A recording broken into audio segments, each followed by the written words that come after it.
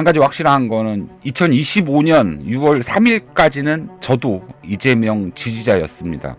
하지만 어제 6월 4일부터는 비판적 지지자로 바뀌었습니다. 지지는 하겠지만 우리의 기대와 다른 행동을 보였을 때는 언제든지 그런 지지를 철회할 수 있는 입장으로 바뀌었다라는 것이죠. 인수위도 없고 당선인으로서의 강력한 권한 행사도 해보지 못한 대통령입니다. 성대한 취임식도 하지 못하고 취임 선서만 했고 취임 첫날부터 전임 정권이 텅 비어놓은 대통령실에서 야근을 했습니다. 바라건대 국민들의 상식이 현실이 되고 평범한 인간에 대한 믿음이 정치액으로 구현될 수 있는 소박한 꿈이 희망으로 전환될 수 있는 나라를 만들어주기를 간절히 기대해 보고요. CBS니까 뭐 성경 구절이죠. 네 시작은 미약했으나 끝은 창대하리라 이런 구절 나오는데요. 바라건대 이재명 대통령이 취임식보다 오히려 퇴임식이 성대하게 치러질 수 있는 대통령이 됐으면 좋겠다는 것이고, 아울러서 국민 통합과 민생 안정에 최선을 다해주기 바란다라는 말씀드리고 싶습니다. 이재명 화이팅!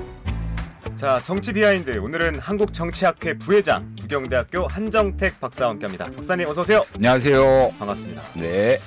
자, 이재명 대통령, 아직은 좀 대통령이라는 호칭이 어색하긴 한데 당선자 신분은 건너뛰고 바로 대통령직을 수행하고 있는데 어떻게 보십니까? 뭐 잘했으면 좋겠다라는 바람이 있고요. 이제 네. 뭐 어제부터 이재명 대통령의 시대가 됐는데 제가 대학교 1학년 때 처음으로 투표를 했었거든요. 네. 선거를 처음으로 했었는데 이번 선거가 가장 떨렸던 것 같아요. 어떤 점이요? 저 사전 투표했는데 가서 네. 혹시나 내가 잘못해서 그 밑에 칸에 찍을까 봐. 네, 밑에 칸에 찍거나 아니면 칸에 걸릴까봐 되게 떨리고 긴장되면서 투표를 했고요. 또한 6월 3일 날 개표 이제 출구조사 나올 때까지 그 밤 8시까지 시간이 너무 길더라고요. 그래서 좀 더 빨리 대통령을 맞이하고 싶었지 않았나라고 생각이 들고요. 네. 일반적으로 대통령 선거는 임기를 맞춰서 끝나게 되면 임기 5년이라서 임기 마치기 전에 그 다음 대통령을, 그러니까 임기 만료일 전 70일 이후 첫 번째 수요일 날 선거를 합니다. 그래가지고 현직 대통령이 남아있고 당선자가 남아있는데 임기 5년이 정해져 있기 때문에 대통령으로서의 가장 권한이 센 거는 오히려 당선되고 취임하기 전까지가 제일 그렇죠. 세거든요. 네. 그러면 이제 보통의 경우에는 60일 이상 당선자 신분을 가지고 이제 인수위원회도 꾸리고 앞으로 국정을 어떻게 운영할 것인가라는 계획을 세워야 되는데, 뭐 이번 대선은 잘 아시다시피 뭐 윤석열 전 대통령의 비상계엄과 탄핵에 따른 보궐선거이기 때문에 대통령 선거 다음 날부터 바로 취임하기 때문에 당선인 신분을 유지할 수도 없고 인수위도 꾸릴 수 없고, 심지어 이제 오늘 이재명 대통령이 첫 국무회의를 했는데 여기에도 이제 윤석열이 임명한 국무위원들이 참여한 회의가 될 수밖에 없었다라는 것이죠. 네. 그러다 보니까 많은 우려가 있을 수도 있습니다. 하지만 그 이재명 대통령은 잘 아시다시피 성남시장도 했었고 경기도지사 등을 수행하면서 행정에 관한 많은 경험을 쌓은 바 있고, 현재의 경제 위기를 비롯한 정치, 경제, 사회, 문화적 위기를 잘 수습해 나갈 수 있기를 바라봅니다. 이 과정에서 또한 선거 결과 크게 동서로 분열되었던 국민을 어떻게 통합하고 단결할 것인가에 대한 기대도 존재하고 있는데, 이제 막 취임했으니까 좀 더 급하게 생각하기보다는 좀 더 긴 호흡을 가지고 새로 시작한 이재명 정부의 역할을 기대하고 응원하는 것이 중요할 것이라고 생각합니다. 네, 뭐 오늘 이틀 차니까요. 네. 그렇죠? 네. 자, 그러면 새 대통령에게 주어진 가장 큰 과제는 뭐라고 생각하세요? 제가 판단하기에는 지난 3년을 어떻게 극복하느냐라는 것이 지난 가장 큰 시대적 소명인 것 같고요. 앞서 말씀드린 바와 같이 이제 분열된 국민을 통합하고 경제적 위기 극복 등을 통해서 총체적인 국가 위기를 헤쳐나가는 것이 가장 중요하다. 특히 뭐 비상계엄 과정을 엄격하게 처리하고 내란에 대한 응징을 비롯한 구시대를 청산하고 새로운 이재명 대통령만의 새로운 대한민국의 청사진을 보여주는 것이 중요하다라고 생각합니다. 지난 방송에서 말씀드렸다는 것처럼 네. 이재명 대통령의 당선은 정치적인 세대 교체뿐만 아니라 한 시대를 마무리하는 정치적인 시대 교체가 됐으면 하는 그런 바람을 가지고 있습니다. 네, 알겠습니다. 자, 선거 결과 강론으로 좀 들어가 보죠. 최종 투표율이 80%에 근접하면서 네. 열기가 뜨거웠죠. 네네. 당선자 득표율도 50%를 넘기나 했는데 이거는 약간 좀 모자랐습니다. 네. 반면에 김문수 후보와 격차는 예상만큼 크지 않았고요. 네. 양쪽 지지자들이 최대한 결집한 결과가 아닌가 싶은데 최종 스코어 49대 41 네. 어떻게 보셨습니까? 투표율이 상당히 높았죠. 79.4%라고 한다면 1997년 대선 이후로 최고로 높은 수치였다라는 것이고 그만큼 국민적인 열망들이 많이 담긴 선거가 아니었나 이렇게 판단이 되고요. 네. 높은 투표율이 말해주는 것은 이번 대선은 보수와 진보가 총 결집해서 대립한 결과라는 것을 입증하고 또한 이 과정에서 보수와 진보가 사활을 건 싸움이 진행되었다라고 보여지는 판단할 수 있을 것 같습니다. 네. 주요 언론사들이 6월 3일 출구조사를 실시한 걸 보면 이재명 후보의 득표율이 50%, 51.7% 정도로 보여졌지만 최종적인 득표율은 앞서 말씀하신 것처럼 이재명 대통령은 49.42%, 김문수는 41.15%, 이준석은 8.34%가 나왔는데 비상계엄과 탄핵에 따른 보궐선거라는 측면에서 이재명 후보가 압도적으로 승리했으면 좋겠다라는 바람이 있었는데 50%를 넘기지 못한 거는 약간 아쉬운 측면이 있습니다. 그럼에도 불구하고 역대 대한민국에서 실시된 대통령 선거 중에 가장 많은 1,700만 표 이상을 획득했다라는 점에서는 좀 의미를 부여할 수 있을 것 같고요. 네. 가장 많은 유권자의 표를 받은 만큼 가장 강력하면서도 가장 능력 있는 정부의 모습을 보여줬으면 좋겠다라고 바람을 가져봅니다. 네. 자, 김문수 후보와 또 이준석 후보가 단일화했다면 결과는 달랐을 거다. 이런 얘기를 하는 분들도 있는데 이건 좀 억지스러운 부분도 분명히 있어요. 이게 네. 그냥 단일화했다고 해서 그게 그대로 옮겨지는 건 아니잖아요. 그렇죠. 뭐 산술적으로만 보면 김문수 후보가 41.15%, 이준석 후보가 8.34%, 둘이 합치면 49.49%. 이재명 대통령이 받은 득표율보다 산술적으로만 계산하면 보수 쪽에서 받은 표가 0.07%더 많다. 그래서 보수 단일화가 이뤄지지 않은 것이 패배의 원인이 아닌가라고 지적하는 사람들도 있는데 산술적으로 이길 수도 있었다는 것인데 단일화 효과를 직접적으로 산술적으로 계산하기는 불가능하다라고 보여지고 뭐 반대로 이야기하면 뭐 단일화했다라고 한다면 권영국 후보가 혹시나 사퇴했다라고 한다면 진보 단일화도 이루어졌다라고 한다면 그래도 결과적으로는 이재명 후보가 이기지 않았을까라고 생각하고요. 근데 뭐 항상 그 대한민국의 선거는 모든 선거가 그렇습니다만 51대 49의 구도인 것 같고 결론적으로 말씀드리면 유권자는 상당히 훌륭하다라고 판단이 됩니다. 한국의 선거가 여전히 51대 49 싸움이지만 우리가 진보와 보수의 양쪽 날개로 국가의 발전을 전체적으로 추동해야 된다라고 한다면 어느 한쪽에 몰아주지 않으면서 둘이 긴장 관계를 유지하면서 견제적으로 권력을 통제하면서 발전할 수 있는 계기를 마련해 준 것이 아닌가라는 느낌이고요. 보수와 진보가 결국 총량으로 집결해서 싸웠다라는 측면에서 향후 이재명 정부가 어떻게 지역적이고 이념적인 대립을 극복하면서 국민 통합을 이뤄 나갈 것인가에 대한 관심이 좀 더 나타나야 될 것이다라고 보여집니다. 네. 아까 뭐 박사님께서 얘기해 주셨는데 이제 동과 서로 나눠졌다 이런 표현을 하셨잖아요. 서울, 인천, 경기, 대전, 충남, 호남, 이 제주까지 이재명 후보가 이겼죠. 그다음에 강원, 대구, 경북, 불경에서는 김문수 후보가 앞섰습니다. 이 동과 서가 딱 반으로 갈라졌거든요. 이 내용을 보면 이전 선거와는 양상이 꽤 달라졌어요. 부산, 울산에서 이재명 후보가 40%를 넘었고 경남도 40%에 근접했거든요. 강원 역시 표 차이가 크게 나진 않았어요. 이거는 확실히 좀 의미가 있지 않겠습니까? 그렇죠. 뭐 근데 선거 결과를 보여주는 뭐 이렇게 언론사들의 그림이나 이런 것들 보면 대한민국이 진짜 딱 반절로 이렇게 접혀 있잖아요. 파랑, 빨강. 네, 그렇죠. 동서 절반으로 나눠서 심지어 뭐 어떤 사람들은 부울경은 대한 동국이고 이쪽에 충청이랑 호남 지역은 대한 서국으로 나누면 어떠냐라는 비아냥까지 나타나고 있는 상황이고요. 이번 선거 결과 역시 1987년 이후에 대한민국의 모든 선거에 종속 변수로 자리 잡았다라고까지 평가되고 있는 지역주의의 성향이 여전히 유지되고 있다는 점에서 이걸 언제까지 그냥 방치해야 될 것인가에 대한 안타까움이 좀 존재하고 있습니다. 한편 뭐 이전 선거에 비해서 우리가 살고 있는 부울경 지역에서 민주당 후보에 대한 지지가 40%를 넘겼다는 점에서 일견 뭐 위안을 찾을 수도 있겠습니다만 왜 이쪽 그 부울경이나 대구 경북 지역에서는 전국적인 선거와 전혀 다른 상황이 나타나고 있는지에 대해서는 좀 더 고민이 필요할 것이라고 보여지고요. 이렇게 동서로 갈려 있는 대한민국 국민들의 뜻을 어떻게 통합할 것인가라는 게 여전히 이재명 정부의 가장 큰 과제 중에 하나가 될 수밖에 없다라고 보여집니다. 근데 이 양상은 계속 이어지겠죠?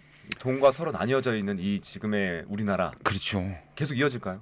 답을 좀 찾기가 어려운데 이거는 이제 뭐 전에 서정원 교수님도 말씀하셨지만 적어도 뭐 국회의원 선거 제도에서라도 좀 더 이제 비례대표를 강화하는 방식으로 해서 이것들이 정말 그 1%, 2% 차이만으로 전체 의석을 가져가는 것보다는 그러한 정치 개혁을 통해서 극복하는 방법밖에 없을 것 같다라고 생각됩니다. 자, 애초에 뭐 뻔한 결과 아니냐 뭐 이런 얘기도 있었는데 그래도 김문수 후보가 득표율 40%를 넘기면서 나름 선방을 한 셈이 아닌가 싶습니다. 국민의힘에서는 내내 비주류였는데 내친 김에 당권을 장악할 수 있을까요? 놀랐습니다. 비상겸에 따른 탄핵이고 그 결과 치러진 보궐선거인데 국민의힘 후보가 40% 이상을 득표한 것이 되게 놀라울 따름이고요.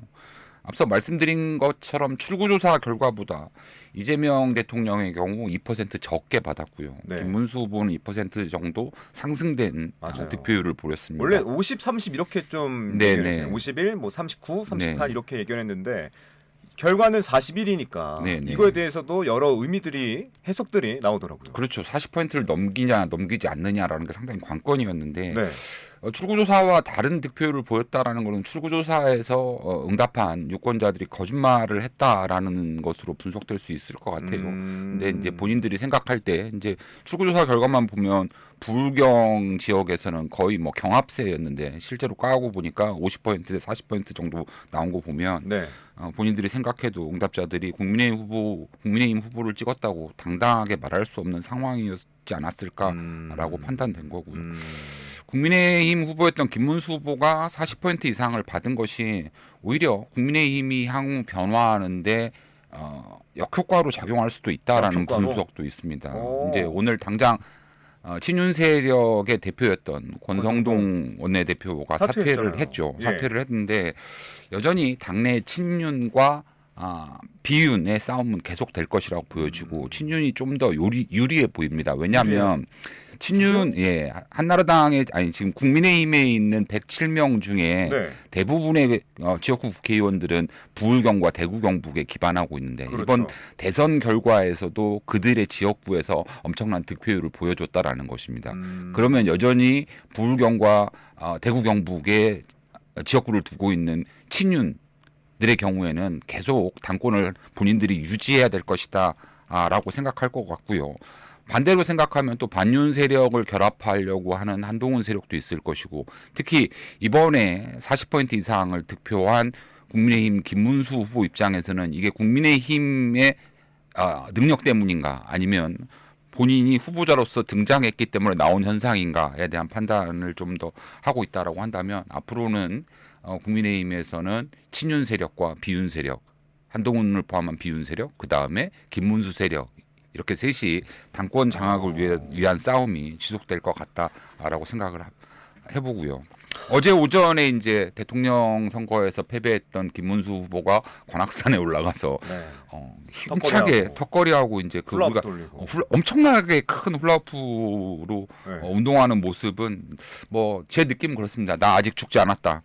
나 41%도 넘게 받은 사람이다. 나 아니었으면 국민의힘 망했을 거다라는 모습을 보여주는 것 같은 느낌이었고 노욕이라고 생각하는 사람도 있을 것 같습니다만 김문수 후보가 거의 10여 년 이상 정치권을 떠나 있다가 돌아와서 이 정도 40% 이상을 득표했다라는 측면에서 본다라고 한다면 당권에 대한 욕심도 가질 것이라고 분석할 수 있겠습니다.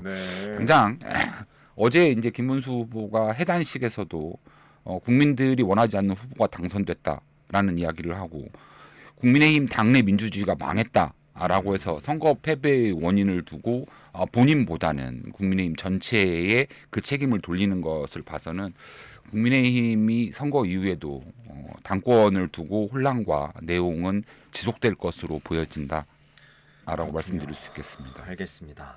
이번에는 이준석 후보 얘기 좀 해보죠. 네. 결국에는 10%의 벽을 넘지 못했습니다. 이준석과 개혁신당의 앞날은 어떻게 전망하십니까? 제가 오늘 받는 질문 중에 가장 어려운 질문이었던 것 같고요. 네. 한편 생각해 보면 이준석은 완주한 것인가, 아니면 완주 당한 것인가에 대한 판단도 좀 그것도 생각해봐야겠네. 어렵습니다. 왜냐하면 네, 본인은 보수 단일화를 원했을지도 모르겠는데 뭐 TV 토론 과정에서 생겼던 문제 등도 있었고 그러다 보니까 국민의힘에서 너무 적극적인 입장을 보이지 않아서 어쩔 수 없이 완주한 것이 아닌가라는 그런 분석도 있거든요. 선거 비용을 전혀 보전받을 수 없는 10%도 안 되는 8.34% 참혹한 성적이죠. 네. 그럼에도 개혁신당의 관계자들은 뭐 남는 장사였다라고 자평하고 위로하는 현실입니다만 선거 비용이 아무리 적게 쓴다고 해도 30억, 40억은 될 텐데 이 비용을 하나도 보전받지 못한 상태에서 오롯이 이준석 후보가 개인적으로 이것들을 처리해야 된다라고 한다면 좀 걱정이 앞서고요. 제가 만난 지인들 중에서는 보수를 지지하지만 그래도 이준석의 선거 비용 보전을 위해서라도 이준석을 찍을 수밖에 없었다라고 말한 사람들도 있었고 이번 과정에서 보면 젊은 보수를 표방하면서 등장했지만 뭐 평가는 뭐 40대 윤석열이 아니냐, 꼰대 아니냐라고 평가됐었죠. 근데 막판에 전에 말씀드렸던 것처럼 선거라는 것은 결국 양당제 선거 막판으로 가면 구도 싸움이고 결국 국민의힘 보수를 지지하는 사람들이 국민의힘으로 좀 더 집결될 가능성이 농후해져 보였다라고 한다면 이준석 후보가 좀 더 실수를 줄이고 좀 더 잘 버텼어야 되는데 그런 것들을 못했다라고 생각하고요. 이제 뭐 후보직을 내려놓고 동탄 자기 지역구에서 열심히 해보겠다라고 말은 했지만 내상이 심할 것 같습니다.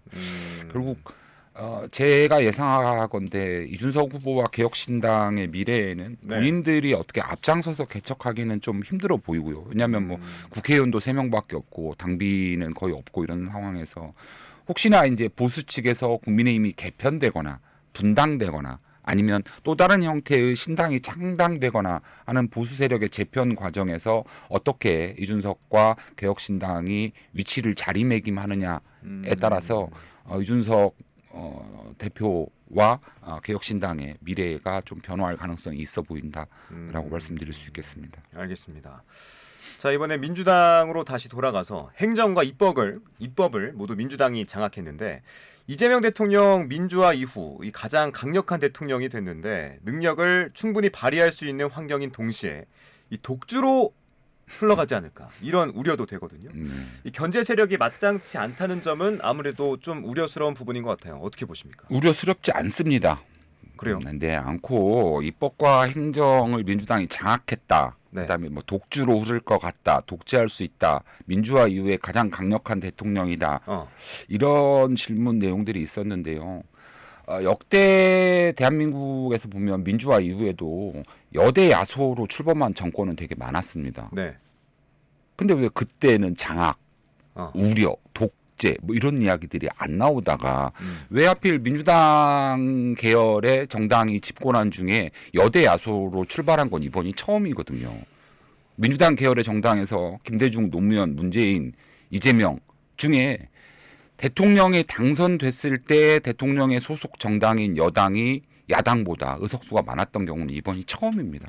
이번이 처음인데 과거에 이제 한나라당 국민의힘 계열에서는 그런 경우가 상당히 많이 있었거든요. 근데 그때는 뭐 독주, 장악, 우려 뭐 이런 말들이 안 나오다가 왜 하필 민주당계 정부가 처음 등장할 때 여대 야소로 등장했다는 것으로 이런 우려를 낳고 있는지 그거 좀 의심이고요. 막말로 말씀드리면 윤석열이 비상계엄을 선포 안 하고 탄핵당하지 않았으면 여소야대에서 서로 견제하면서 잘 살 수 있었던 거 아니에요? 이 질문대로라고 한다면.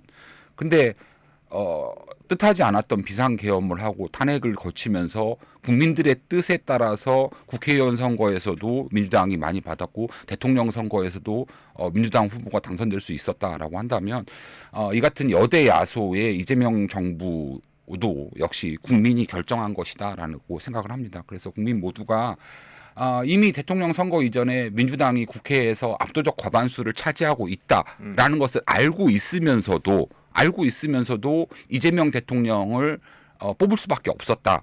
라고 한다면 그 뜻은 존중되어야 할 것이다라고 생각합니다. 다만 이제 한 가지 여대 야소임에도 불구하고 이재명 대통령이 국회와의 관계를 개선하고 좀 더 비판적인 자세에서 서로 협치를 하려고 한다라는 노력을 어제 보여줬잖아요. 어제 이제 대통령 당선해서 취임 선서 이후에 최초로 한 게 이제 무슨 뭐 민주노동당, 진보당까지 다 포함해서 국회에 존재하고 있는 야당 대표들을 다 초대해서 만나서 같이 비빔밥을 먹었단 말입니다. 네. 이재명 대통령은 과거 이제 민주당 대표 시절에도 3년 동안 윤석열 대통령하고 한 번밖에 못 만났거든요. 근데 대통령이 취임하자마자 국회 여당, 야당 대표들을 모아서 서로 소통하려고 했던 노력을 본다라고 한다면 이전 시기와는 좀 다를 것이고 이런 측면에서 본다면 입법권과 행정권을 장악했다라는 표현보다는 네. 국민들이 선택해주고 국민들의 뜻에 따라서 만들어진 정부이기 때문에 좀 더 잘 지켜보고 응원해주는 과정이 좀 더 필요하지 않을까라고 생각합니다. 알겠습니다. 그럼 다음 질문이 또 기대가 되고 답변이 기대가 되는데 이 초대 총리의 김민석 최고위원을 내정했어요. 근데 이분 좀 강성 아닙니까? 강성인가요? 강성 아니에요? 그러니까 왜 그렇게 강성? 국민통합과는 좀 거리가 멀어 보인다라는 지적도 있거든요. 네네. 어떻게 보세요? 김민석 국무총리 이제 지금 임명자죠. 아직 이제 청문회와 국회 동의 절차가 남아 있긴 하지만 뭐 앞서 말씀드린 것처럼 여대 야소이기 때문에 무난하게 통과될 것으로 보여집니다. 김민석 그 국무총리는 15대 국회에서 32살에 이제 최연소로 당선이 됐죠. 그러다 보니까 구시대적 인물이 아닌가라고 생각하겠지만 실제로는 뭐 지금 67세인가밖에 되지 않았죠. 그래서 이제 15대, 16대, 21대, 22대 이제 4선 의원인데 강성으로 좀 보여질 수 있을 느낌은 있습니다. 왜냐하면 네. 이제 86 학생운동 대표주자였고 서울대학교 총학생회장을 지냈기 때문에 그런 측면이 있다라고 볼 수도 있고 또 한편에서는 뭐 비상계엄을 예측했다라는 측면에서 상당히 예측력도 있는 것 같고 그렇습니다. 앞서 말씀드린 것처럼 당선인 신분도 겪은 바 없고 인수위도 없이 출발한 이재명 정부잖아요. 대통령의 의중을 명확하게 파악해서 실무적으로 정무적으로 잘 처리하고 대통령을 뒷받침할 수 있는 국무총리가 필요하다라는 측면에서 가장 가까이에서 이재명 대통령을 지켜봤던 김민석 국무총리 내정자가 네. 잘했으면 좋겠다라는 바람입니다. 홍준표 전 시장 카드는 어땠을까라는 생각도 드는데 별로입니까? 홍준표 시장 카드요. 네. 비록 뭐 국민 통합이 시대적인 과제이지만 국민들이 민주당의 이재명 후보를 선택했는데 가장 먼저 시급하게 처리할 일들이 산더미인데 국민 통합을 이유로 다른 정당의 대선 후보 중에 하나였던 홍준표 전 시장을 국무총리로 기용한다. 이건 상상할 수 없었던 일인 것 같고요. 국민통합은 보수 인사가 이재명 내각에 얼마만큼 포함되느냐.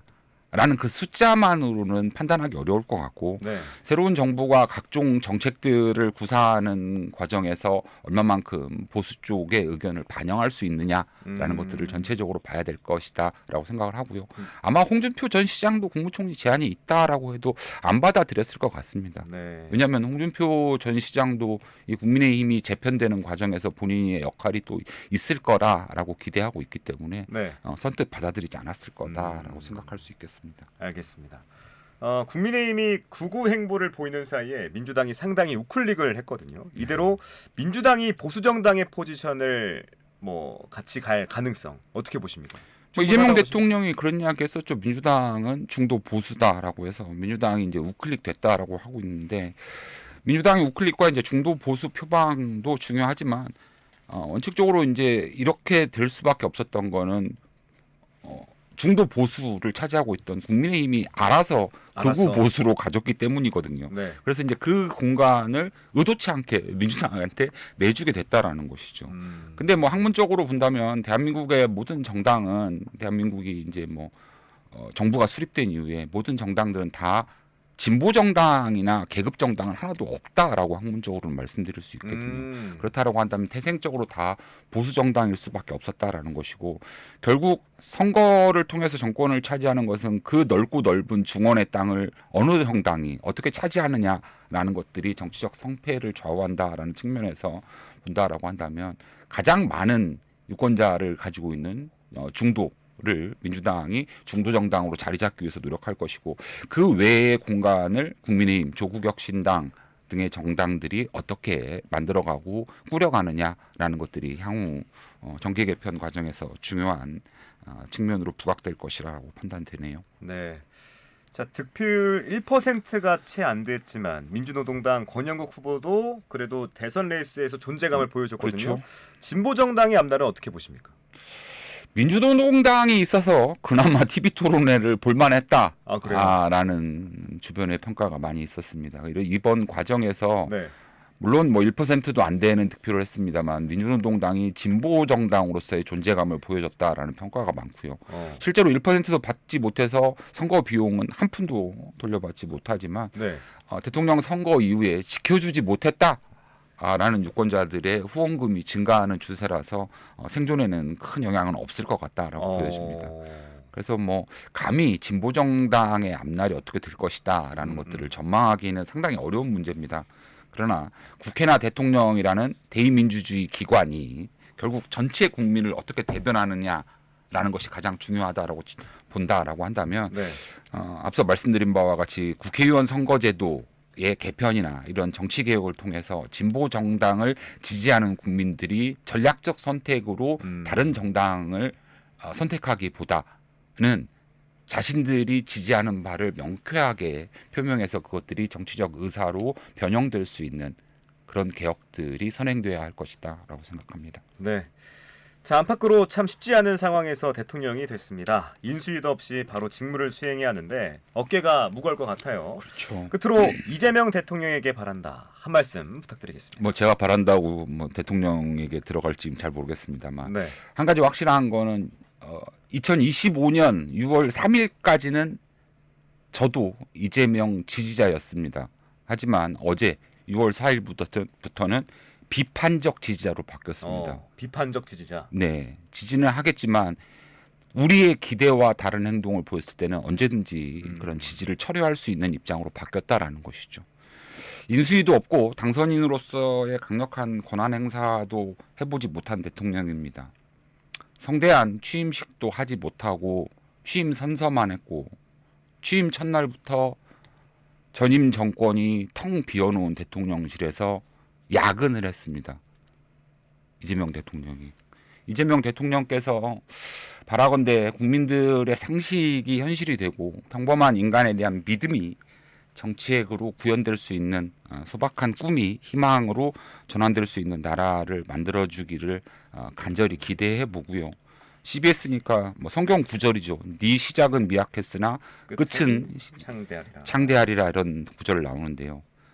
바라건대 이재명 대통령이 취임식보다 오히려 퇴임식이 성대하게 치러질 수 있는 대통령이 됐으면 좋겠다라는 것이고 아울러서 국민 통합과 민생 안정에 최선을 다해주기 바란다라는 말씀드리고 싶습니다. 이재명 화이팅! 네, 국민 통합과 민생 안정 그리고 시작은 미약했으나 끝은 창대하리라. 네, 제발. 갈무리하겠습니다. 네. 자, 오늘은 여기까지 듣겠습니다. 정치 비하인드 한정택 박사 함께했습니다. 박사님 오늘 말씀 고맙습니다. 수고하셨습니다.